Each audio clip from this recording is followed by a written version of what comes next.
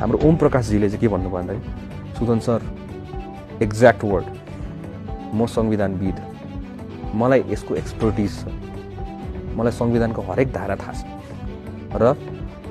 जति मागहरू छन् सम्झौता छन् त्यो पछि गर्दा भएन अहिले पावर भ्याक्युम एकदम छ त्यही भएर अहिले हामीले जसरी हामी प्रधानमन्त्री चयन चाहिँ हामीले गरिहाल्नुपर्छ भन्ने कुरा गर्नु तर उहाँले यो सल्लाह दिनु भने कि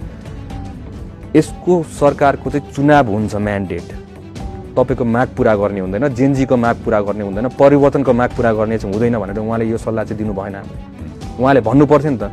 यो आधारमा संविधानको यो धारा डक्ट्रेट अफ नेसेसिटीको अनुसारमा तपाईँको यो हाम्रो प्रधानमन्त्री चयन भयो भने यसको म्यान्डेट भनेको चुनाव बाहेक केही पनि हुँदैन भनेर भन्नुपर्छ कि पर्दैन राइट सल्लाह दिने भने तपाईँको बुझाइ चाहिँ गृहमन्त्री जो हुनुभएपछि ओम प्रकाश अर्याल कानुनी सल्लाह दिनका लागि प्रवेश त गर्नुभयो तर सही सल्लाह दिनु भएन भन्ने तपाईँको गुनासो मात्र होइन यो त हाम्रो रियालिटी हो फ्याक्ट हो त्यतिखेर कसैले देखेको छैन त्यहाँ के भयो भनेर